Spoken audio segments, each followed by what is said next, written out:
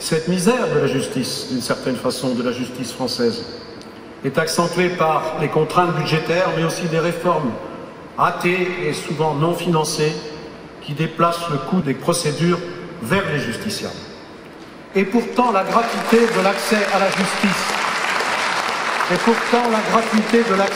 justice est un droit intangible.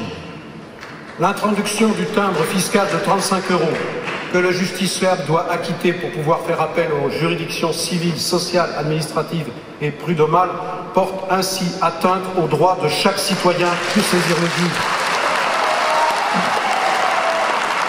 La question prioritaire de constitutionnalité, Monsieur le garde des Sceaux, nous en parlions il y a quelques instants, ne vous m'avez pas demandé de le dire, mais je vous le dis, c'est une bonne réforme, et il y en a quand même quelques-unes, et je tenais à vous en féliciter. Vous voyez, tout est possible. C'est grâce à la Convention des avocats. Je disais, une grande misère de la justice française, qui se lie aussi dans la situation de nos établissements pénitentiaires. La politique carcérale, et ça se traduit dans les budgets, se limite trop souvent à la construction de nouvelles prisons, je dirais encore et encore, mais cette course en avant se fait au détriment d'actions à long terme, afin de moderniser et humaniser notre système pénitentiaire et permettre la réinsertion des personnes détenues, ce que nous rappelle régulièrement, là encore, la Cour européenne des droits de l'homme. Non, mesdames et messieurs, la justice ne se gère pas comme une entreprise, comme les autres, à coup d'économies budgétaires, en remettant en cause la justice de proximité ou en créant une justice à plusieurs vitesses, comme malheureusement la réforme de la carte judiciaire et les conditions dans lesquelles elle s'est effectuée ou la dépénalisation du droit des affaires.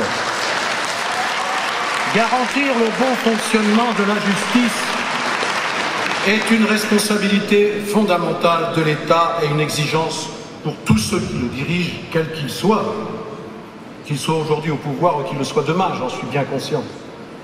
La justice n'est pas au service d'une politique ou des intérêts d'un pouvoir, elle est un pilier de notre République indivisible, laïque, démocratique et sociale qui assure l'égalité devant la loi de tous les citoyens sans distinction d'origine, de race ou de religion. Et je ne fais là que rapporter l'article 1 de la Constitution.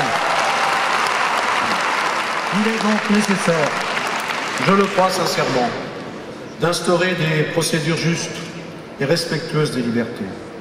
Et il y a urgence à donner un statut au parquet qui garantisse son impartialité, son indépendance de l'exécutif et qui, avec l'avis conforme du Conseil supérieur de la magistrature, le préserve des nominations de complaisance ou des nominations politiques. Je crois que c'est un souhait qui est partagé très largement, je dirais même plus que majoritairement. Je crois que l'égalité devant la justice, la garantie de nos libertés fondamentales, ce sont ces grands principes qui sont trop souvent mis à mal par une série de régressions dans notre droit avec ces risques évidents d'arbitraire qui répondent à des politiques discutables. Je pense à la loi sur la rétention de sûreté, les peines planchées, l'automatisme des peines, la perception du délinquant comme un criminel né, la régression du droit des étrangers, du droit d'asile, la réforme de la justice des mineurs qui doit absolument garder sa spécificité. Une nation périclite quand l'esprit de justice et de vérité se retire d'elle. Alors merci pour votre engagement, de votre courage aussi, pour garantir, défendre et promouvoir l'état de droit et faire progresser la justice de la République. Je vous remercie.